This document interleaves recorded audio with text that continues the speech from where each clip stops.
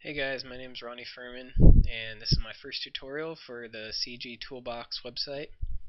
I just wanted this for this tutorial. Just wanted to go over the Maya user interface for 2013. And first, what I'd like to say is how you get the program.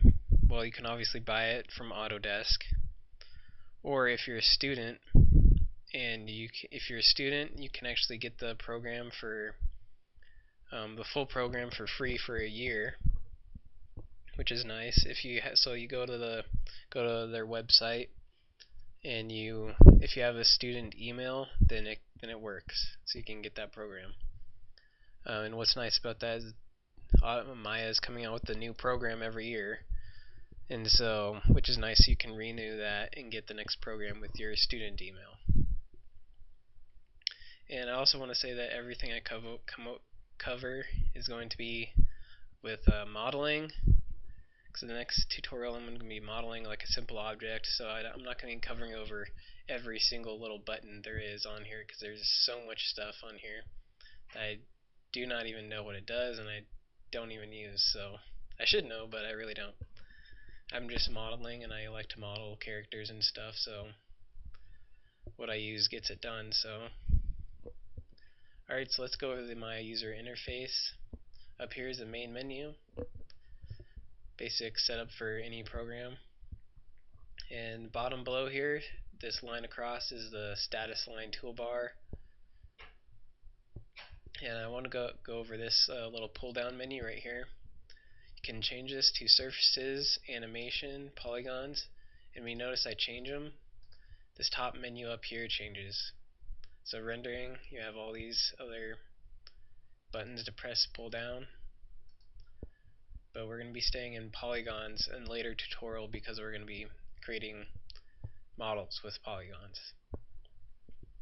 And so below that we have the shelves. We have all the different shelves you can click on: general, curves, surfaces, polygons, which would be a good one to use for modeling, to create simple objects. And these buttons and polygons are pretty much the same buttons you can use to create objects. So polygon primitives, you go to create polygon primitives, and then cube right here creates this cube, or you can actually create and press this button right here. So it's a quick little way to do things, and it's not just creating things, you can do a number of things. And I actually created my own toolbar to let me quickly do things, so I don't have to keep going up here to this menu and finding and pulling it down and then clicking and having it done. So I'll go over that later in the next tutorial for my model. And this right here is the toolbox. So you have the move, rotate, and scale. And this is a paint tool to select things if you want. So you select like a bunch of faces or vertices, so it's an easy way to select things. Same with this lasso tool, you can select things. And the basic select tool. Some of these other ones I don't even use. And these silver and white buttons are the quick layout buttons that changes the layout of your actual viewport. So you can change it to 4 views, so you can actually model in each view at the same time, and so you're actually making sure you're getting it right on all 4 views. But in this view up here, so we'll go back to this perspective. This is actually a perspective view, so you get that actual real life, not distortion, but your like perspective from your eye. And next we're going to go over this is the channel box. So you can select an object and you can rotate it, scale it with these numbers. You can actually manually type them in. Or which is a nice thing also, is you can click the actual like scale, for example, and you go back to the viewport and you hold down the middle mouse button and you go in and out or up and down, and it actually changes like that. Or you can obviously just use what you have in a viewport, which is nice. And then bottom one right here is the layer editor. So you can assign objects certain layers and hide them, just like Photoshop, so you don't get confused. Um, and so this big one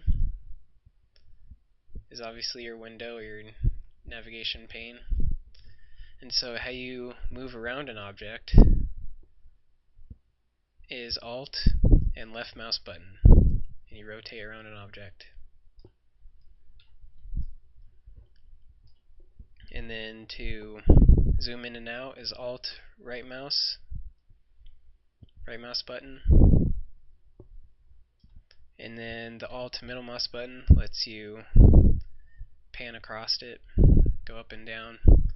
And what I want it to go over is if you lose the object and you can't find it, you're just looking off into nowhere, is you can press F and it snaps to that object, and it stays on that object with your camera, so you don't get lost unless you actually go off with the middle mouse button again. So you press F and it rotates and holds onto that object. And so this is the basic user interface that I use, that everyone uses. And all the things I'm going to cover when I go in my next tutorial are for modeling. So I don't really need to go over fluids if I'm going to be creating an object. So I just want to let you guys know that. Okay, so this is my first tutorial, and so I hope you guys liked it. If you have any comments, please leave a comment, or any questions about anything, just leave me an email and I'll get back to you and tell you what you need or whatever. Okay, peace out, guys.